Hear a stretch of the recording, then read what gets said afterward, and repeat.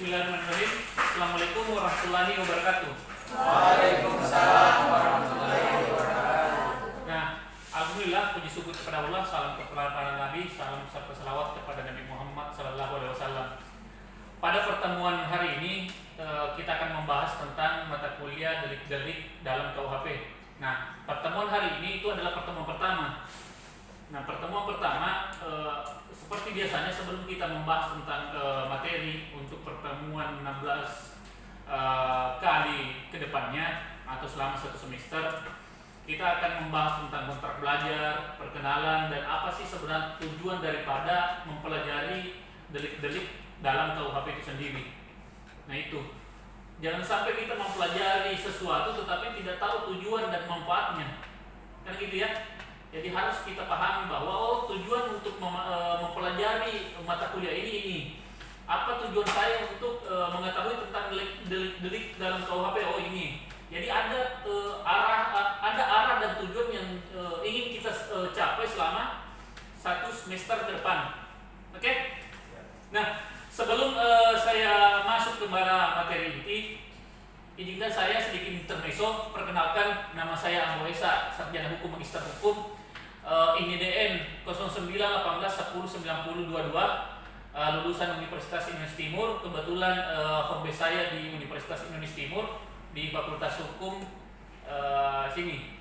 Dan status alhamdulillah sudah menikah dan mempunyai 2 orang putri yang cantik-cantik alhamdulillah.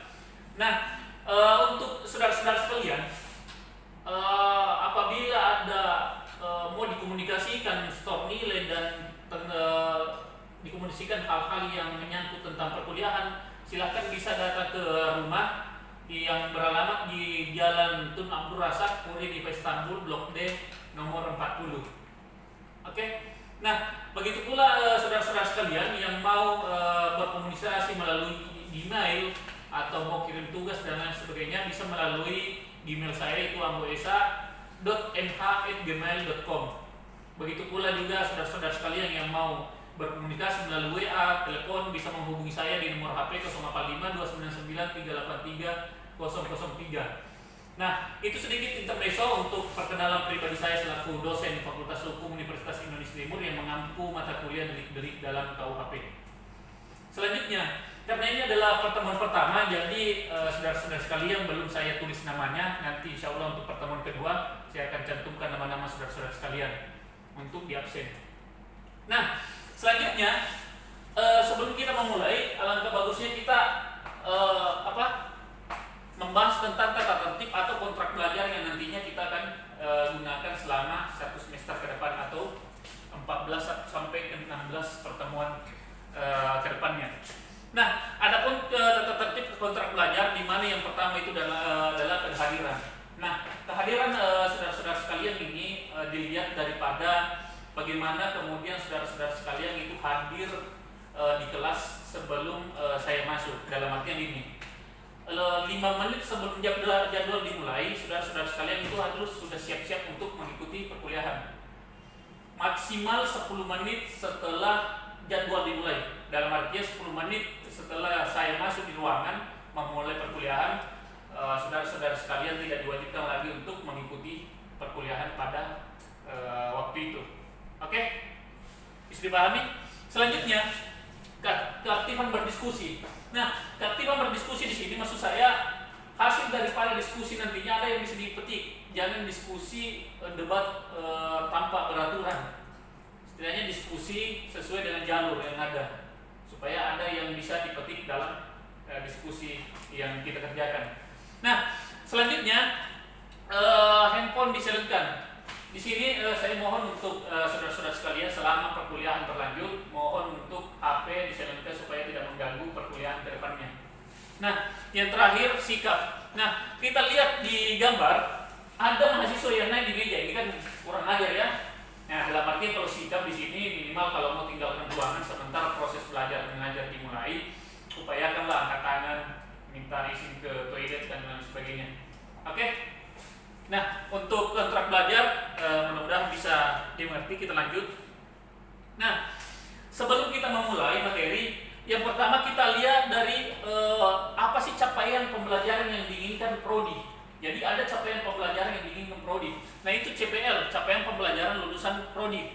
Nah yang pertama itu tata hukum disiplin dalam kehidupan bermasyarakat dan bernegara. Itu yang pertama. Yang kedua menguasai konsep delik formil secara teoritis. Yang ketiga menguasai konsep delik materialis secara teoritis.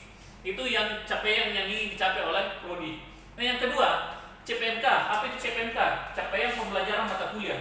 Nah apa sebenarnya yang ingin dicapai dalam mata kuliah delik-delik dalam KUHP? Yaitu mahasiswa mampu mendefinisikan delik-delik dalam KUHP. Itu capaian pembelajaran mata kuliahnya. Nah selanjutnya kita sudah membahas capaian. Sekarang sub capaiannya atau sub CPMK. Yang pertama, mahasiswa mampu menjelaskan tentang pengertian delik-delik. Itu yang pertama, subnya. Sub kedua, mahasiswa mampu menjelaskan macam-macam delik. Jadi itu dua sub nantinya yang nantinya kita bahas pada pertemuan pertama kali ini. Selanjutnya referensi.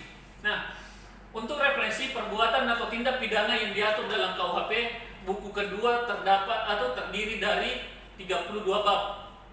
Dan buku ketiga terbagi menjadi 9 bab. Itu referensi yang nantinya kita akan pakai ke depannya. Nah, sebelum kita memulai sedikit kata-kata motivasi. Yang pertama, hukum sudah menjadi makanan sehari-hari yang mengelilingi kehidupan manusia. Keberlakuan dari hukum itu sangat penting untuk mengatur hidup manusia. Salah satu hukum yang ada di Indonesia yang berlaku yaitu hukum pidana. Nah, dilihat dari sini betapa pentingnya mempelajari hukum pidana. Nah, dalam hukum pidana itu termasuk dalam delik-delik di dalam KUHP atau delik-delik dalam Kitab Undang-Undang Hukum Pidana. Nah, itu pentingnya mempelajari delik-delik dalam KUHP atau pentingnya mempelajari hukum pidana. Selanjutnya, kenapa penting mempelajari hukum? Kita lihat, dalam hukum seseorang bersalah ketika ia melanggar hak orang lain. Dilihat dari etika. Dalam etika, dia bersalah jika ia hanya berpikir untuk melakukannya menurut Immanuel Kant.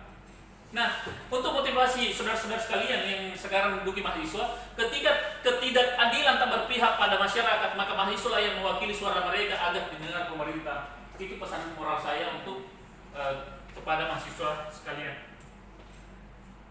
Nah, selanjutnya, apa yang nantinya kita akan kaji selama kurang lebih 30 menit sampai 50 menit ke depan. Yang pertama itu pengertian delik-delik dalam KUHP. Yang kedua macam-macam delik dalam KUHP atau jenis-jenis delik dalam KUHP. Itu yang nantinya akan kita bahas.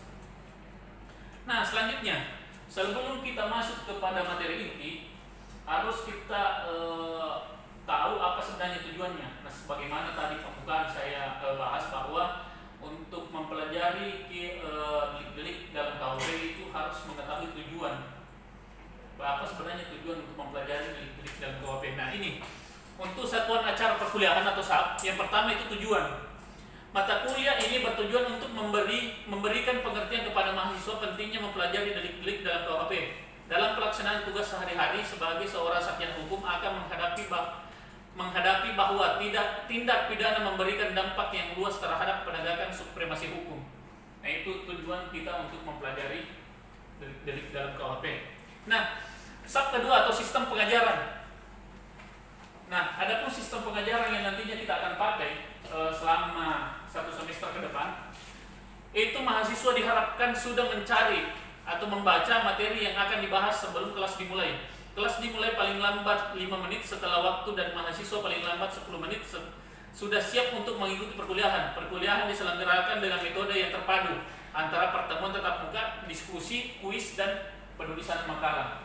Nah, ini nantinya metode yang akan kita pakai untuk 1 semester ke depan dalam materi mata kuliah delik dalam KUHP. Nah, itu tadi bahwa sebelum pembelajaran dimulai, mahasiswa diwajibkan untuk membaca atau mencari materi yang nantinya akan kita bahas minggu depan supaya proses diskusi ini akan lebih efektif. Oke? Bisa mengerti? Bisa. Nah, SAP ketiga itu sistem penilaian. Nah, saya pakai sistem penilaian karena agar saudara-saudara sekalian ini mengerti bahwa inilah poin saya atau inilah nilai saya. Di mana letak kekurangan nilai saya? Kenapa saya mendapat nilai A? Kenapa saya mendapat nilai B? Kenapa saya mendapat nilai C? Atau bahkan kenapa di sini penilaiannya. Nah, saya berikan nilai kehadiran atau absensi itu 40%. Karena kenapa? Saya meyakini bahwa saudara-saudara sekalian datang di kampus untuk mengikuti perkuliahan itu sudah ada niat untuk belajar. Jadi kenapa saya memberikan poin yang besar 40% untuk kehadiran. Yang kedua, itu tugas struktur atau mandiri. Nah, dilihat daripada tugas ada 30% poin yang saya kasihkan, 30%. Karena kenapa? Lagi-lagi saya berpikir bahwa ketika saudara-saudara sekalian sudah menyetor tugas berarti sudah ada niat untuk belajar dan sudah ada niat untuk mengerjakan tugas itu sendiri. Nah, selanjutnya UTS itu 15%, 15% dan UAS atau ujian akhir semester itu 15%. Jadi ini dasar penilaian saya. Oke, bisa dimengerti untuk penilaian? Bisa. Nah, selanjutnya penentuan nilai. Nah, ini tadi saya bilang ada yang dapat nilai A, B, C. Bagaimana caranya untuk penilaian A, B, C? Untuk nilai A itu 85 ke atas. Jadi untuk poin 85 ke atas itu teman-teman atau saudara-saudara sekalian mendapatkan nilai A. Nah, nilai B itu 75 sampai 85, nilai C itu 60 sampai 75, nilai D itu 45 sampai 60 dan error itu di bawah angka 45. Itu saudara-saudara sekalian mendapat nilai error. Oke, bisa mengerti ya? Kita lanjut. Nah, sekarang kita masuk apa itu delik. Nah, sebelum kita masuk ke mata kuliah materi delik dalam KUHP, saya kembalikan kepada saudara-saudara sekalian. Siapa tahu ada yang mau dipertanyakan, silakan. Iya, sebut nama, stambuk dan pertanyaannya. Silakan. Assalamualaikum warahmatullahi wabarakatuh. Waalaikumsalam warahmatullahi wabarakatuh. Perkenalkan, nama saya Miftahul Jannah, NIM 20501-017. Iya. Saya ingin bertanya, bagaimana tentang tugas yang nantinya akan kami kerjakan, mengingat Bapak dosen tadi menjelaskan terkait metode pembelajaran, yaitu diskusi, kuis, dan penulisan makalah. Oke. Nah, jadi untuk tugas nantinya yang saya berikan, jadi untuk setiap kali pertemuan saya akan menjelaskan dulu materi. Seperti pertemuan kali ini saya akan menjelaskan tentang materi apa itu delik dalam KUHP dan macam-macam atau jenis-jenis delik dalam KUHP. Nah, setelah materi ini akan saya berikan tugas. Jadi akan saya berikan tugas kelompok. Setelah itu minggu depannya sebelum mata kuliah masuk, saudara-saudara sekalian mendiskusikan apa yang Anda dapatkan minggu lalu. Jadi ada masa pengingatan kembali tentang materi yang sudah kita pelajari. Nah, begitu pula tugas. Jadi tugas itu Anda buat dalam bentuk makalah nantinya terus didiskusikan. Nah, untuk kuis, itu ada kuis nantinya akan saya bagikan linknya ke grup WA. Jadi nanti saudara-saudara sekalian bisa membuka linknya di grup WA terus mengerjakan kuis yang telah saya siapkan. Oke, ngerti? Oke. Nah, sekarang kita masuk kepada materi. Nah, apa sebenarnya itu delik? Nah, itu yang pertama, apa itu delik? Nah, kita masuk. Nah, delik itu sama dengan tindak pidana. Jadi delik itu sama dengan tindak pidana. Nah, pengertian delik menurut Kamus Besar Bahasa Indonesia adalah perbuatan yang dapat dikenakan hukuman karena merupakan pelanggaran terhadap undang-undang. Tindak pidana itu. Jadi perbuatan yang dapat dikenakan hukuman karena merupakan pelanggaran terhadap undang-undang tindak pidana. Itu kalau menurut KBBI. Nah, menurut istilah, kita lihat menurut istilah juga disebut dengan perbuatan pidana, peristiwa pidana atau tindak pidana stabat. Feit merupakan bahasa dari Belanda, yaitu delik. Itu kalau menurut bahasa. Nah, sekarang menurut ahli. Nah, ada beberapa menurut ahli, tapi saya coba menjelaskan tentang menurut Prof. Simon. Mengartikan delik sebagai suatu tindakan melanggar hukum yang telah dilakukan dengan sengaja ataupun tidak sengaja oleh seorang yang tindakannya tersebut dapat dipertanggungjawabkan dan oleh undang-undang telah dinyatakan sebagai suatu tindakan yang dapat dihukum. Nah, itu kalau menurut Simon. Nah, kita lihat dari beberapa pengertian delik, saya coba menyimpulkan tentang apa sebenarnya itu delik. Nah, saya coba menyimpulkan apa sebenarnya itu delik. Suatu perbuatan akan menjadi tindak pidana apabila perbuatan itu yang pertama melawan hukum, Yang kedua, merugikan masyarakat. Yang ketiga, dilarang oleh aturan pidana. Yang keempat, pelakunya dapat diancam pidana. Nah, ini saya coba menyimpulkan tentang pengertian delik. Oke, sampai di sini bisa dipahami ya, saudara-saudara sekalian. Nah, selanjutnya kita masuk kepada jenis-jenis delik atau macam-macam delik. Nah, tadi kita sudah membahas tentang pengertian delik, sekarang kita masuk di jenis-jenis delik.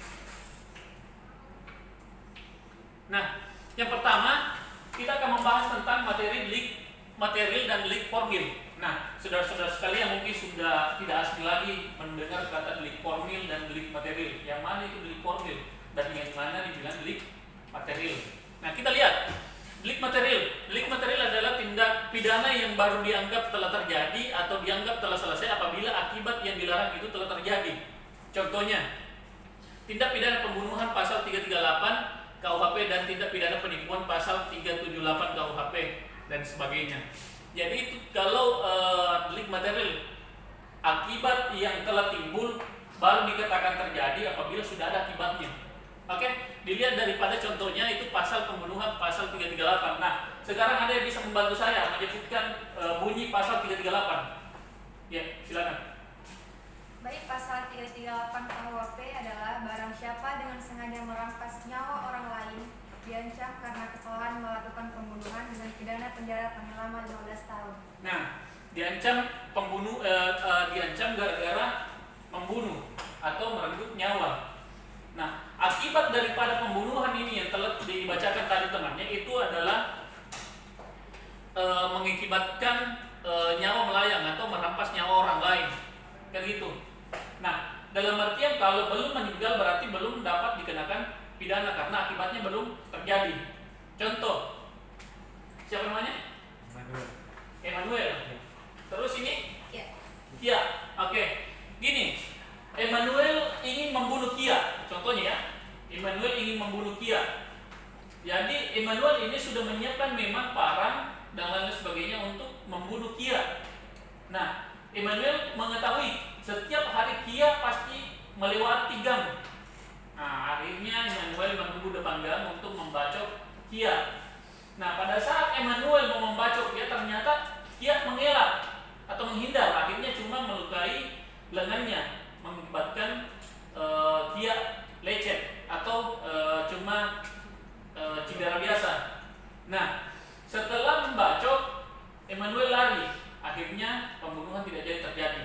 Tetapi niat daripada Emmanuel ini sudah ingin membunuh, kan gitu. Nah, dilihat daripada delik material. Kalau dilihat daripada delik material itu akibatnya telah terjadi, baru dikatakan pembunuhan. Nah, tadi contoh yang saya sebutkan apakah sudah mengakibatkan meninggal seseorang? Belum ya? Jadi dalam artian di sini belum mengakibatkan meninggal berarti belum bisa dituntut pidana 338 atau pasal 338 tentang pembunuhan. Karena itu tadi delik material dilihat daripada akibatnya. Kalau akibatnya sudah terjadi berarti ya sudah bisa dipakai tentang pasal pembunuhan 338. Tetapi kalau akibatnya belum, berarti tidak bisa diancam dengan hukuman pasal 338 pembunuhan. Oke, bisa dipahami? Bisa ya? Nah, selanjutnya delik formil. Nah, apa perbedaan delik material dan delik formil? Nah, kita lihat delik formil.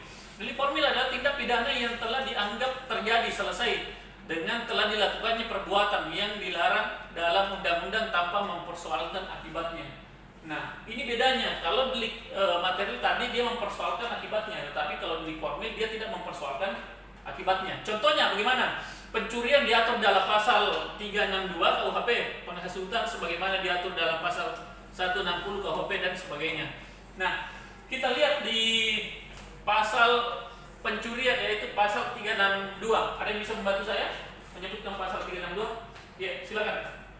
Atas nama siapa? Baik, terima kasih. Perkenalkan, nama saya Fikri Adiri Yunas dengan nomor NIM 20501060. Oke. Saya akan menjelaskan tentang pasal 362 KUHP. Barang siapa yang mengambil sesuatu barang yang sama sekali atau bukan kepemilikannya seutuhnya atau sebagiannya yang melawan hak atau dihukum karena pencurian dengan hukum penjara selama-lamanya 5 tahun dan denda senilai Rp60.000. Oke. Jadi dilihat daripada pasal 362 itu barang siapa yang mengambil barang seseorang sebagian atau keseluruhan. Nah, salah contoh ini, apa perbedaan antara delik formil dan delik material? Tadi kan kalau delik material itu dia berbicara tentang akibat. Sekarang delik formil kita kasih contoh. Siapa lagi namanya? Mirdas dengan Miftah. Oke, Mirdas dengan Miftah sama-sama ya namanya. Sama. Ya, Mirdas mengambil HP Miftah, ya. Nah, pada saat dia mengambil HP kabur, ternyata ada temannya Miftah langsung menghadang di pintu. Akhirnya mengambil kembali HP yang diambil tadi Mirdas. Mirdas ya? Oke. Mirdas. Kurang S ya. Mirdas dengan Mirdas. Beda-beda tipis lah. Oke. Jadi temannya siapa tadi namanya? Miftah mengambil kembali HP-nya. Akhirnya temannya mengembalikan kepada Miftah HP tersebut. Nah, dilihat dari akibatnya, apakah Miftah ini rugi atau tidak? Tidak ya? Karena HP-nya kembali. Nah, kalau dilihat daripada delik formil berarti delik material berarti tidak bisa dituntut hukuman pencurian kalau dilihat dari delik material. Tapi kalau dilihat dari delik formil itu bisa karena dia tidak mempersoalkan tentang akibatnya. Jadi entah Miftah ini rugi atau tidak itu tidak jadi masalah. Yang jelasnya Mirdas ini telah melakukan pencurian, dia harus dihukum karena dia menurut delik formil itu tidak membahas tentang akibatnya. Oke, bisa mengerti sini? Bisa ya? Jadi tetap dihukum pencurian biar dia sudah mengembalikan HP curiannya. Nah, beda kalau ada perdamaian di dalamnya, semisal Miftah tadi ingin berdamai ya, lain lagi ceritanya. Oke, bisa mengerti? Nah, kita lanjut. Nah, tadi delik formil dan delik material. Sekarang kita masuk di delik komisi, delik omisi dan delik komisa per omisi komisa.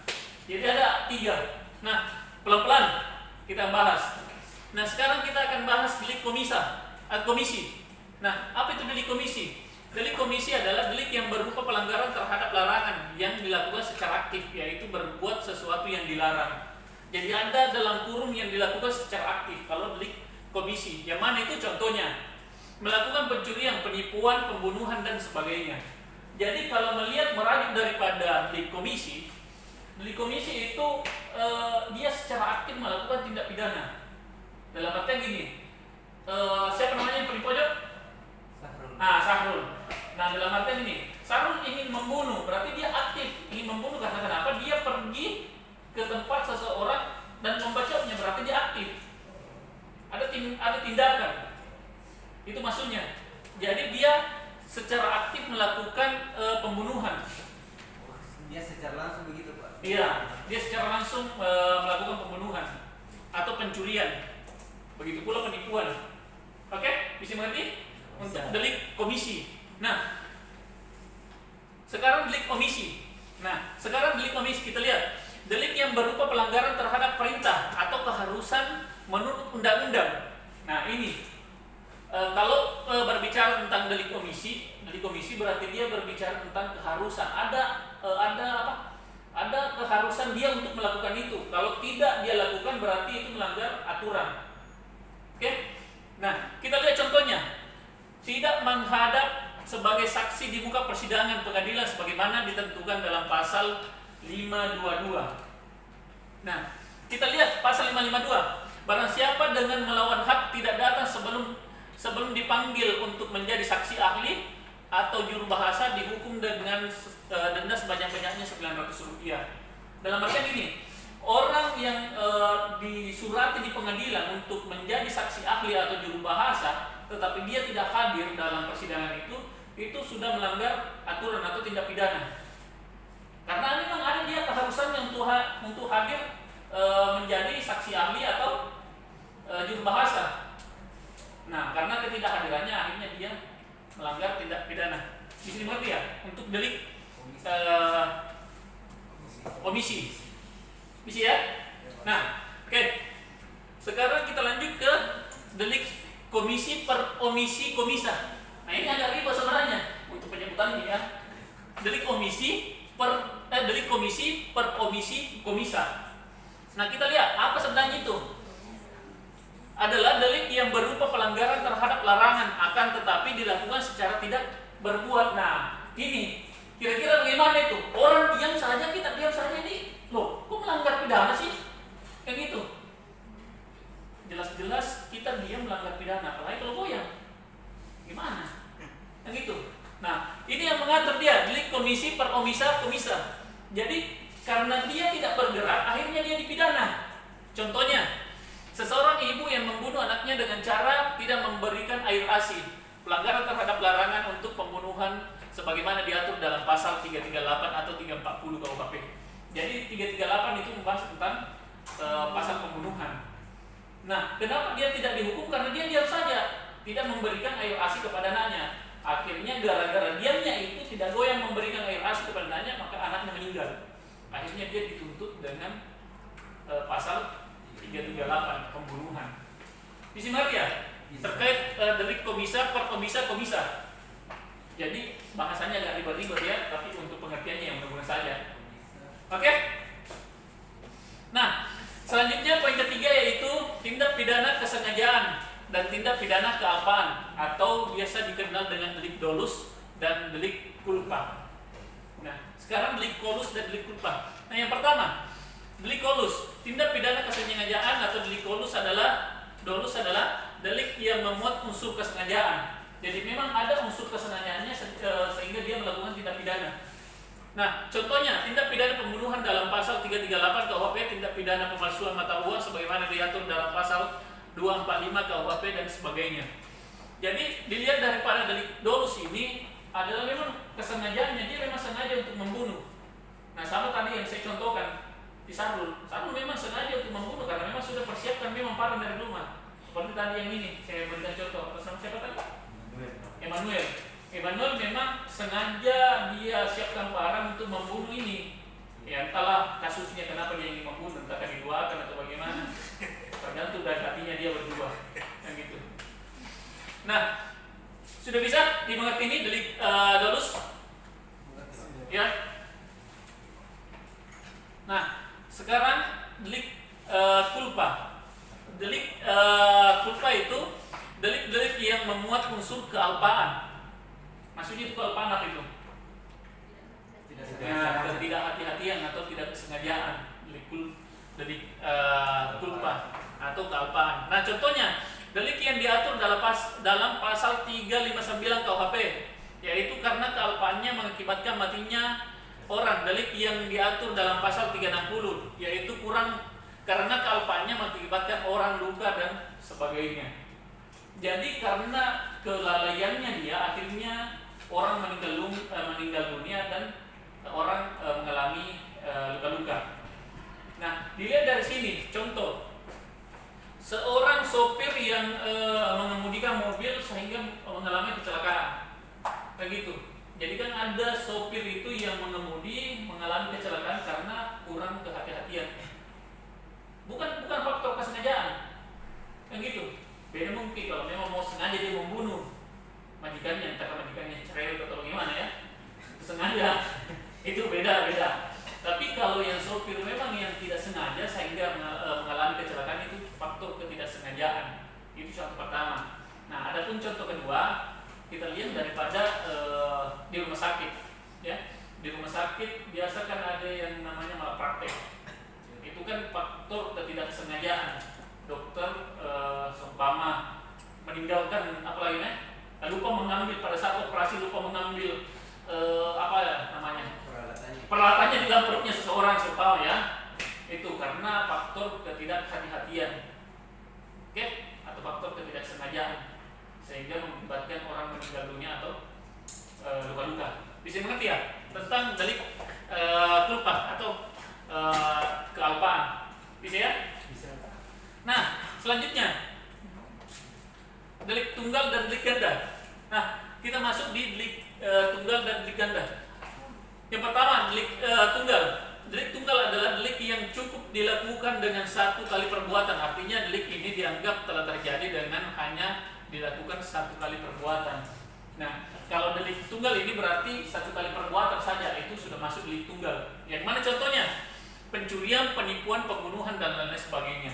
Nah, itu kalau delik tunggal dalam artian satu kali perbuatan sudah dinamakan delik tunggal atau pelanggaran, karena dia sudah membunuh, mencuri, dan lain sebagainya.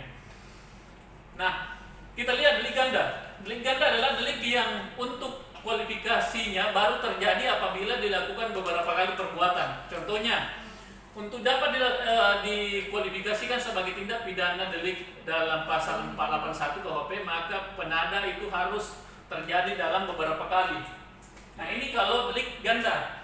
Jadi beberapa kali dia melakukan tindak pidana baru dikatakan delik ganda. Kalau cuma satu kali berarti dia tidak bisa dikenakan delik ganda. Berarti dia masuk di delik tunggal. Oke? Ada yang bertanya? Saya, Pak. Sampai di sini ya, silakan. Terima kasih atas waktu yang telah diberikan. Ya. Perkenalkan, nama saya Muhammad Arif Fuatan, Ya. Stambuk 2501030.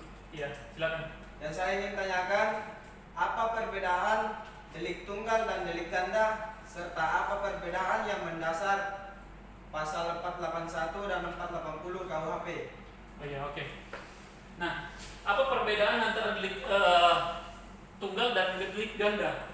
Nah, di sini kita lihat bahwa kalau delik ganda itu tadi yang saya jelaskan, dia harus beberapa kali mengulangi kejahatan, itu baru delik ganda. Nah, kalau delik tunggal itu contoh kasusnya pembunuhan, pencurian, berarti dia kalau sudah membunuh, satu kali dia membunuh sudah bisa dikatakan delik tindak pidana pembunuhan atau 338. Oke, beda kalau delik ganda. Kalau delik ganda dia harus beberapa kali melakukan. Nah, perbedaan mendasar ada yang bisa membantu saya untuk membacakan pasal 481 dan 480. Di situ bisa kita lihat perbedaan mendasarnya. Silakan. Sebut nama dengan stambu. Biasakan gitu ya, saudara-saudara sekalian kalau mau bertanya atau menjawab, upayakan dulu supaya kita saling mengenal. Oke, silakan. Baik, perkenalkan nama saya Koirunisa, Stambuk 20501-012. Ya. Pasal 481 KUHP. Barang siapa yang membuat kebiasaan dengan sengaja membeli, menukarkan, menerima gadai, menyimpan atau menyembunyikan benda yang diperoleh karena kejahatan, dihukum penjara selama-lamanya 7 tahun. Ya.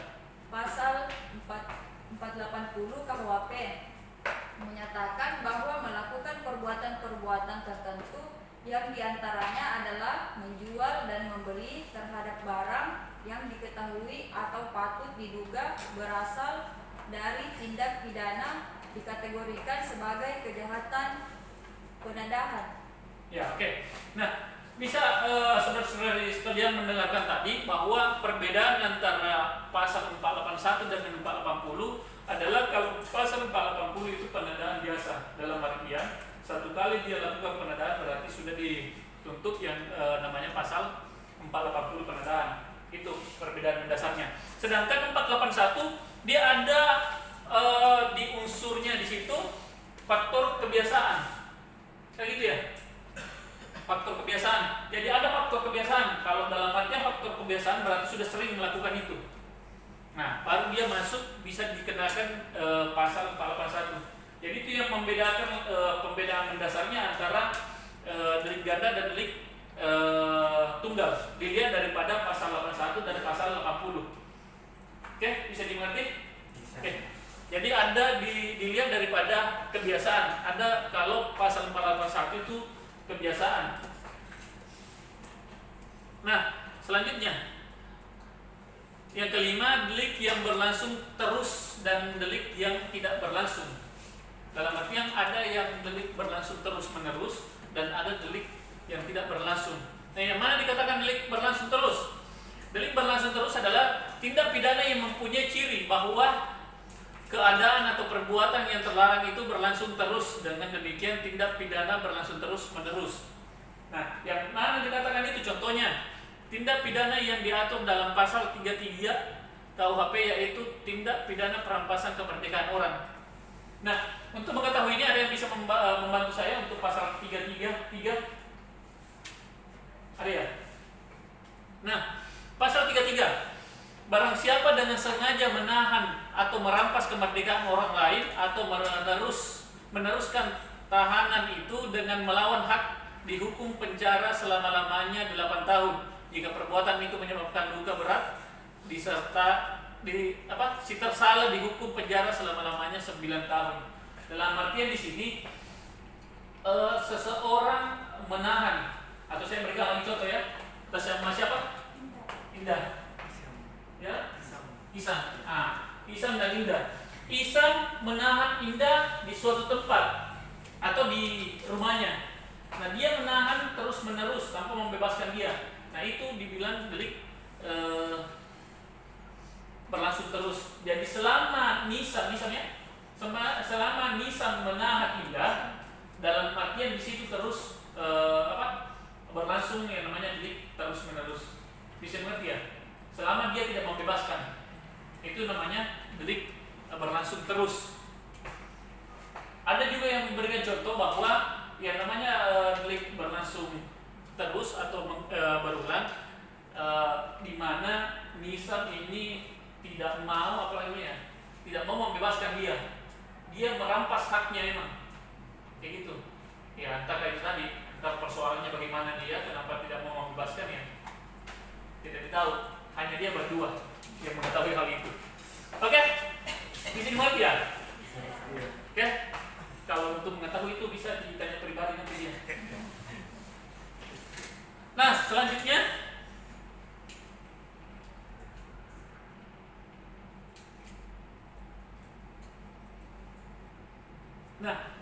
delik yang tidak berlangsung terus. Yang mana dikatakan delik yang tidak berlangsung terus? Delik yang tidak berlangsung terus adalah yang mempunyai ciri bahwa keadaan atau perbuatan yang terlarang itu tidak berlangsung terus. Jadi tindakan pidana ini akan selesai setelah telah dilakukannya perbuatan yang dilarang atau telah timbulnya akibat. Nah, contohnya tindak pidana pencurian, pembunuhan, penganiayaan dan sebagainya. Jadi untuk tindak pidana tidak berlangsung terus itu ketika sudah selesai perbuatan atau tindakan itu sudah selesai juga. Dalam artian tindakan pembunuhan, kalau sudah selesai membunuh sudah selesai dan tidak ada berlangsungnya. Oke, bisa mengerti ya perbedaannya. Nah, kita lanjut. Yang keenam adalah delik aduan dan delik bukan aduan. Nah, sini dilihat yang mana delik aduan, yang mana delik bukan aduan. Karena kan saudara-saudara sekalian biasa mendengar, oh ternyata tidak ada pelapor, kenapa tetap diproses kasusnya kan gitu. Kenapa pada saat baru diproses kasusnya setelah ada pelapor. Nah, di sini kita lihat yang mana dikatakan delik aduan dan yang mana dikatakan delik bukan aduan. Nah, delik aduan merupakan suatu delik yang dapat dituntut apabila ada pengadu dari korban atau orang yang merasa dirugikan. Jadi ada orang yang melapor baru bisa diproses. Nah, contohnya tindak pidana persinahan dalam pasal 284 KUHP, tindak pidana pencemaran nama baik dalam pasal 310 KUHP dan sebagainya. Nah, tindak pidana persinahan. Jadi kalau tindak pidana persinahan sudah harus ada pelaporan baru bisa diproses. Kan gitu. Tidak bisa diproses kalau tidak ada orang yang mengadu atau orang yang merasa dirugikan dengan melapor. Bisa mengerti ya? Kalau tindak pidana pengaduan, contohnya itu tadi. Nah, sekarang delik bukan aduan. Delik bukan aduan merupakan suatu delik yang terjadi tidak perlu ada pengaduan dari pihak yang dirugikan karena aparat hukum akan segera mengambil tindakan. Ini kalau delik bukan aduan. Contohnya tindak pidana pembunuhan, pencurian, penggelapan, penjudian dan sebagainya. Jadi dilihat daripada kalau ada pembunuhan dan sebagainya tidak mesti ada pelapor. Jadi kalau tidak mesti ada pengadu. Jadi kalau ada pembunuhan langsung aparat penegak hukum langsung mengambil tindakan. Bisa ya dibedakan antara yang mana dikatakan delik aduan, yang mana dikatakan delik bukan aduan. Jadi semisal kalau saya membunuh ini si A, ya biar si A tidak datang melapor karena ini cara mau lapor mati. Begitu. Beda halnya kalau persinahan. Kalau persinahan kalau ini dengan ini berzina berarti ya harus ada yang keberatan, entah kayak laki-lakinya keberatan atau yang laki-lakinya, begitu. Oke? Bisa ngerti ya? Nah, selanjutnya yang ketujuh, delik berkualifikasi. Nah, apa itu delik berkualifikasi? Nah, delik berkualifikasi, tindak pidana berkualifikasi yaitu tindak pidana dalam bentuk pokok yang ditambah dengan adanya unsur pemberatan sehingga ancaman pidananya menjadi lebih berat. Nah, kalau delik berkualifikasi dilihat daripada ancaman pokoknya, tetapi ada juga tambahan, dalam artian tambahan hukumannya gara-gara pemberatan. Ada pemberatan yang di situ. Nah, contohnya apa?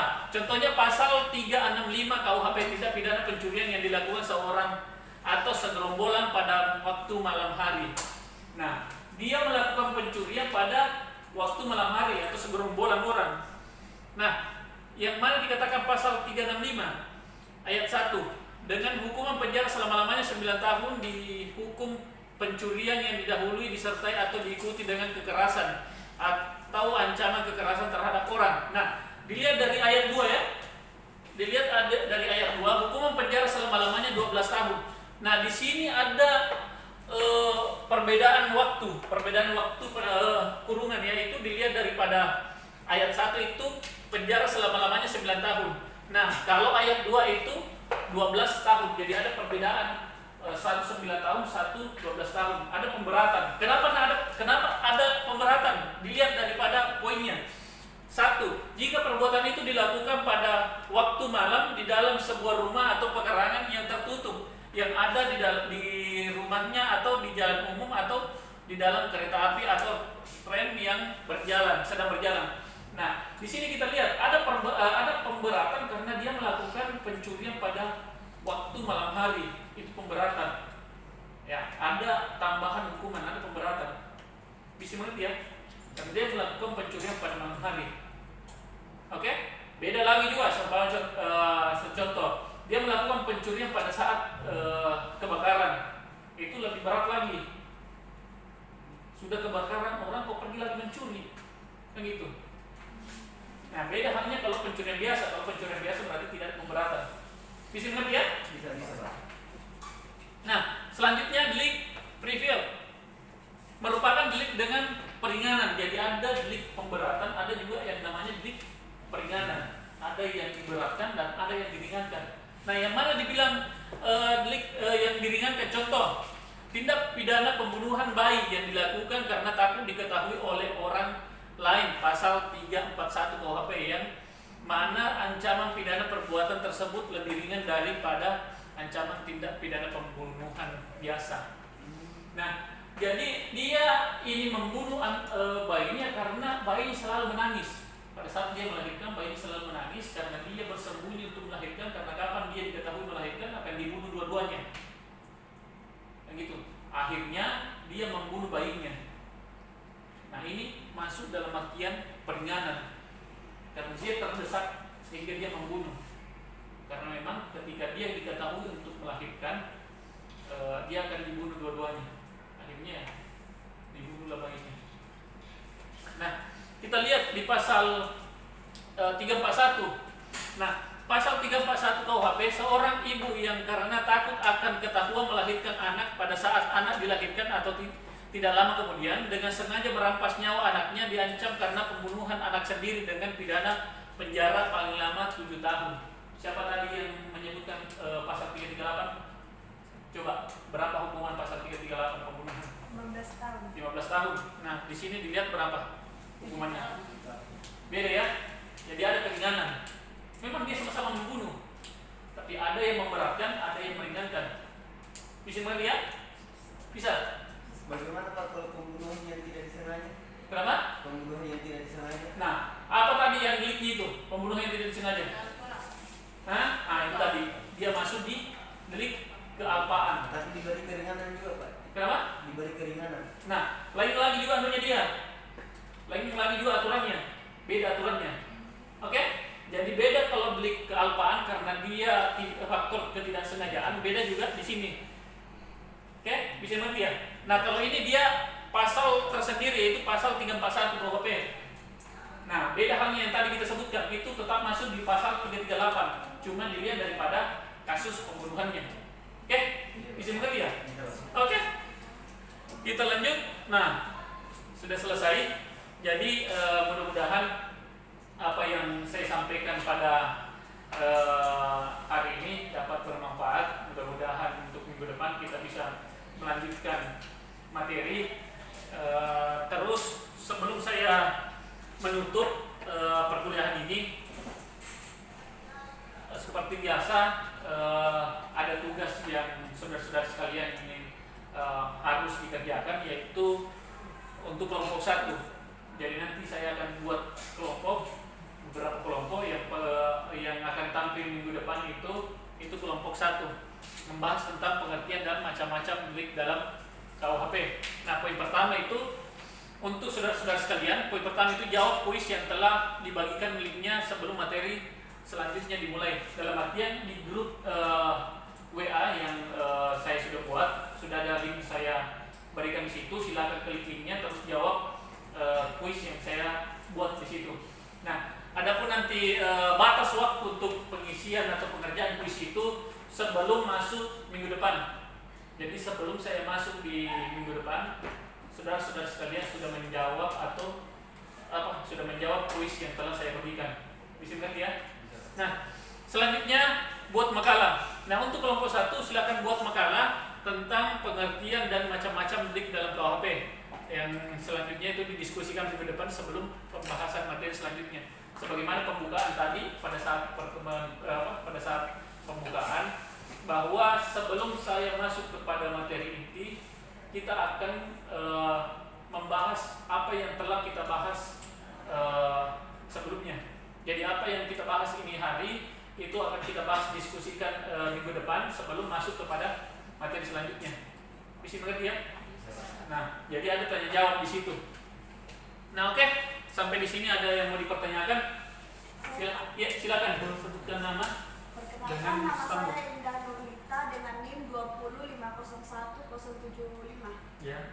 Saya ingin bertanya, Pak, untuk tugas makalahnya Pak minimal berapa lembar dan terdiri dari berapa bab? Ya, oke. Nah, untuk tugas makalahnya silakan buat makalah minimal 10 lembar. Ya, jadi minimal 10 lembar. Jadi babnya itu dimulai dari sampul. Setelah sampul kata pengantar, setelah kata pengantar masuk daftar isi, setelah daftar isi masuk bab 1. Nah, di bab 1 itu ada 2. Poin A-nya itu latar belakang, yang poin B-nya itu rumusan masalah. Itu bab 1. Nah, selanjutnya masuk di bab 2. Bab 2 itu isi. Jadi apa yang menjadi rumusan masalah saudara-saudara sekalian itu dimasukkan kepada isi. Itu yang akan Anda jawab di isi. Itu di bab 2. Nah, di bab 3 itu kesimpulan dan saran. Nah, apa yang menjadi apa yang sudah Anda jawab di isi itu Anda simpulkan di bab 3. Itu di kesimpulan. Nah, terus poin B-nya itu saran. Apa yang menjadi saran Anda untuk ke depannya. Nah, begitu pula juga bisa Anda masukkan saran untuk dosen pengajar. Bahwa Pak, lebih bagusnya sebelum mulai kita melakukan diskusi atau setelah selesai kita lakukan diskusi dan lain sebagainya. Silakan buat saran nanti di makalahnya. Oke? Kalau sudah tidak ada, terima kasih atas waktunya. Lebih dan kurangnya mohon dimaafkan. Assalamualaikum warahmatullahi wabarakatuh dan sampai ketemu minggu depan. Waalaikumsalam warahmatullahi wabarakatuh. Sedikit